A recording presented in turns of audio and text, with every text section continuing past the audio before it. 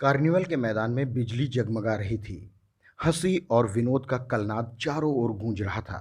मैं वहां चुपचाप खड़ा था, उस छोटे फुहारे के पास, जहां एक लड़का शराब पीने वालों को देख रहा था।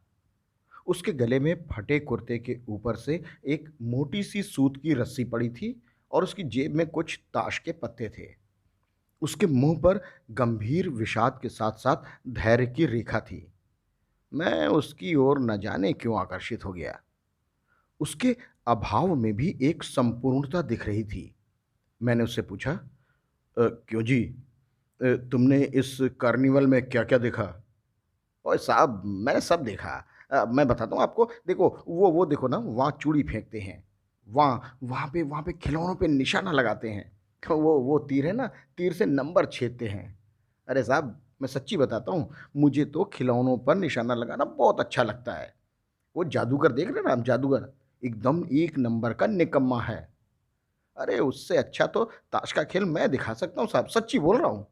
उसने बहुत ही प्रगल्भता के साथ ये बात कही। उसकी वाणी में कहीं कोई रुकावट नहीं थी। मैंने उससे पूछा, और और वो पर्दा जो लगा है उसके पीछे कभी गए हो?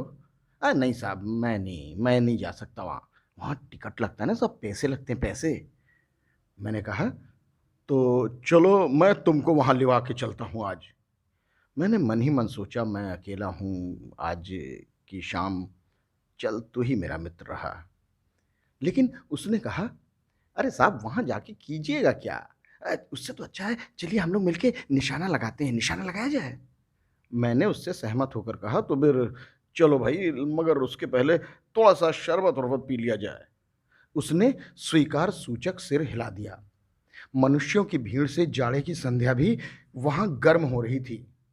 हम दोनों शरबत पीकर निशाना लगाने चले। राह में मैंने उससे पूछा, तुम्हारे घर में कौन-कौन है?" "माँ है और बाबूजी हैं साहब।" "और उन्होंने तुम्हें यहाँ आने के लिए मना नहीं किया?" "कैसे करेंगे साहब, बाबूजी तो जेल में हैं।" "जेल में? क्यों?" वो बड़े गर्व से बोला, "ओ साहब जी, देश के लिए बाबूजी जेल में हैं।" "अच्छा, और तुम्हारी माँ?" साहब वो बीमार है।" "और तुम यहाँ आकर चुपचाप मेला देख रहे हो?" सुनते ही उसके मुंह पर तिरस्कार की हंसी फूट पड़ी। उसने कहा, साहब जी, तमाशा देखने नहीं आया हूँ, मैं यहाँ तमाशा दिखाने निकला हूँ। अरे कुछ पैसे कमाऊंगा, घर ले जाऊंगा ना, तो माँ को कुछ खाने को दे दूंगा। और मुझे शरबत पिला के साहब ना, अगर आप मेरा खेल देखकर मुझे कुछ पैसे देते तो शायद मुझे बहुत अच्छा लगता। मैं आश्चर्य से उस 13-14 वर्ष के लड़के को देखने लगा।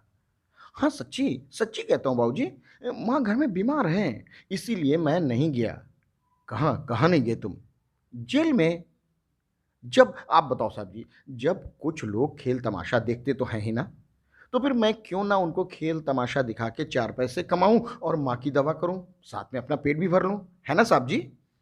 मैंने दीर्घ निश्वास लिया। चारों ओर बिजली के लट्टू नाच रहे थे। मन व्यग्र हो उठा। मैंने उससे कहा, अच्छा चलो, चलो निशाना लगाया जाए।" हम दोनों उस जगह पहुंचे जहां खिलौने से गेंद को गिराया जाता था। मैंने पूरे 12 टिकट खरीदकर उस लड़के को दिए। और वो लड़का, बाबा, पक्का निशानेबाज निकला। उसका कोई भी गेंद खाली नहीं गया। देखने वाले दंग रह गए। उसने 12 खिलौनों को बटोर लिया, लेकिन अब उठाता कैसे? सो कुछ मेरी रुमाल में बंधे, कुछ उसने अपनी जेब में रख लिए। लड़के ने कहा, बाबूजी, मैं अब आपको अपना तमाशा दिखाऊंगा।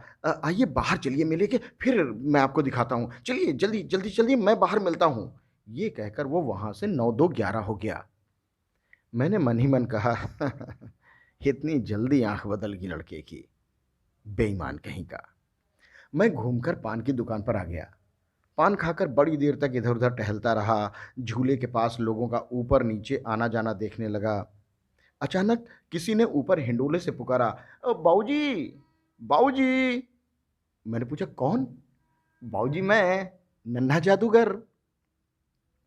कलकत्ते की सुरम्य बॉटानिकल उद्यान में लाल कमलिनी से भरी हुई एक छोटी सी झील के किनारे घने वृक्षों की छाया में अपनी मंडली के साथ बैठा हुआ मैं जलपान कर रहा था।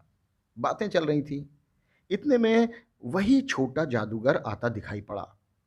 उसके हाथ में चारखाने की खादी का झोला, साफ नेकर और आंधी बाहों का कुर्ता था। और सिर पर मेरी वही रुमाल सूत की रस्सी से बंधी थी। मस्तानी चाल से झूमता हुआ आकर कहने लगा, ओए बाबूजी नमस्ते। नमस्ते बाबूजी। आज तो आप खाली हैं, कहिए तो मैं आज अपना खेल दिखाऊं। नहीं भाई नहीं, अभी हम लोग यहाँ जलपान कर रहे हैं। अ, फिर उसके बाद तो गाना बजाना, थोड़ा मनोरंजन करो ना बाबूजी, देख लो ना मेरा खेल। कहा ना तुमसे। नहीं। क्रोध में आकर मैं कुछ कहने जा रहा था कि तभी मेरी श्रीमती जी ने कहा, दिखलाओ ना बेटा, बड़े मौके से आ गए तुम। भला कुछ मन तो बहले यहाँ। मैं चुप हो गया, क्योंकि श्रीमती जी की वाणी में वो माँ की सी मिठास थी जिसके सामने किसी भी लड़के को रोका नहीं जा सकता। उसने खेल दिखाना आरंभ किया, और उस दिन कार्निवल में जीते गए सब खिलौने आज उसके खेल में अपना अपना अभिनय करने लगे। भालू मनाने लगा, बिल्ली रूठने लगी, बंदर घुड़कने लगा। गुड़िया का ब्याह हुआ, लेकिन गुड्डा वर काना निकला। लड़के की वाचालता से अभिनय हो रहा था और सब हंसते हंसते लोटपोट हो गए। मैं सोच रहा था, बालक को आवश्यकता ने कितना शीघ्र चतुर बना दिया। यही तो संसार है। देखते देखते उसने ताश के पत्ते बिखेरे और एक बार हाथ फेरा तो उस ताश के सारे पत्ते लाल हो गए। थोड़ी देर बाद फिर उसने हाथ फेरा, अब सारे काले हो गए। गले में लटकी हुई सूत की डोरी टुकड़े टुकड़े होकर फिर जुड़ गई और एक हो गई। लट्टू थोड़ी देर बाद अपने आप नाचने लगे। मैंने कहा, भाई अब हो गया, तुम अपना खेल बटोर लो और हम लोग भी अब जाएंगे। श्रीमती जी ने धीरे से उसे 1 रुपया दे दिया। वो उछल पड़ा। मैंने कहा, लड़के। अरे बाबूजी, छोटा जादूगर कहिए, छोटा जादूगर, यही मेरा नाम है और इसी से मेरी जीविका भी चलती है। मैं कुछ बोलना ही चाहता था कि श्रीमती जी ने कहा, अच्छा बेटा तुम ये बताओ, इस 1 रुपए का क्या करोगे? पहले मैं पेट भर के पकौड़ी खाऊंगा, फिर एक सूती कंबल लूंगा मम्मा। मेरा क्रोध अब लौट आया। मैं अपने ऊपर क्रुद्ध होकर सोचने लगा, उफ, मैं कितना स्वार्थी हूं। उसके 1 रुपए पाने पर मैं ईर्ष्या करने लगा था। वो नमस्कार करके चला गया। हम लोग भी लता कुंज देखने के लिए चले गए। उस छोटे से बनावटी जंगल में संध्या साय साय करने लगी थी। अस्ताचलगामी सूर्य की अंतिम किरण वृक्ष की पत्तियों से विदाई ले रही थी। एक शांत वातावरण था। हम लोग धीरे धीरे मोटर से हावड़ा की ओर आ रहे थे। न जाने क्यों रह रहकर वो छोटा जादूगर स्मरण होता था। सचमुच वो तो एक झोपड़ी के पास एक कंबल डाले कंधे पर खड़ा था। मैंने मोटर रोक दी और उससे पूछा, अरे भाई, तुम यहाँ कहाँ? बाबूजी मेरी माँ यही है ना। अब अब उसे अस्पताल वालों ने भी निकाल दिया है। मैं उतर गया। उस झोपड़ी में गया तो देखा एक स्त्री चिथड़ों में लदी हुई कांप रही थी। छोटे जादूगर ने कंबल ऊपर से डालकर उसके शरीर से चिपटते हुए प्यार से कहा, माँ। मेरी आंखों से आंसू निकल पड़े।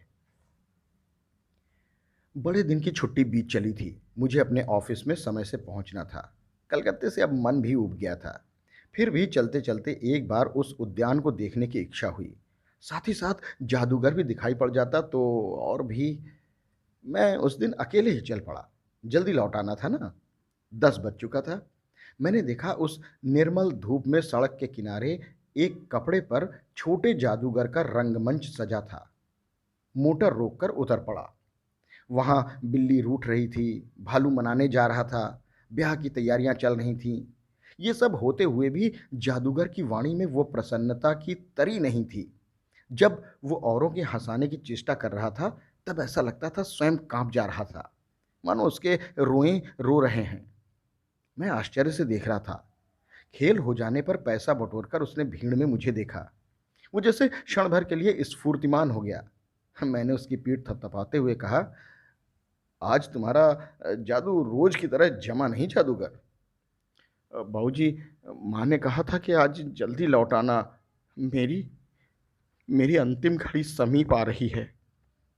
उसने थोड़े से रुंधे भाव से कहा। और तब भी तुम खेल दिखाने चले आए? मैंने कुछ क्रोध से कहा। मनुष्य के सुख दुख का माप अपना ही साधन तो है, उसी के अनुपात में वो तुलना करता है। लेकिन उसके मुंह पर वही परिचित तिरस्कार की रेखा फूट पड़ी। उसने कहा, क्यों बाबूजी, क्यों ना आता? और कुछ अधिक कहने में जैसे वो अपना अपमान महसूस कर रहा था। क्षण भर में मुझे अपनी भूल मालूम हो चली। मैंने झोले को गाड़ी में फेंककर उसे भी बैठाते हुए कहा, जल्दी चलो। मोटर वाला मेरे बताए हुए पथ पर चल पड़ा। कुछ ही मिनटों में मैं झोपड़े के पास पहुंचा। जादूगर दौड़कर झोपड़े में माँ माँ माँ पुकारते हुए गुजरा। मैं भी पीछे पीछे था, किंतु स्त्री के मुंह से बे, बे, बे, बे, बे, बे, बे, बे निकल कर रह गया। उसके दुर्बल हाथ उठकर गिरे। जादूगर उससे लिपटा हुआ रो रहा था और मैं स्तब्ध था। उस उज्जवल धूप में समग्र संसार जैसे जादू सा मेरे चारों ओर नृत्य करने लगा। ये थी जयशंकर प्रसाद की सर्वश्रेष्ठ कहानियों में से एक। ये कहानी आपको कैसी लगी? अपनी प्रतिक्रिया कमेंट बॉक्स में ज़रूर लिखिएगा, हमें बताइएगा, क्योंकि आपकी प्रतिक्रियाएं बनती हैं हमारी प्रेरणा और हम प्रेरित होते हैं एक नई कहानी लेकर आपके समक्ष उपस्थित होने को। होगी फिर आपसे मुलाकात, तब तक अपना बहुत ख्याल रखिएगा। नमस्कार।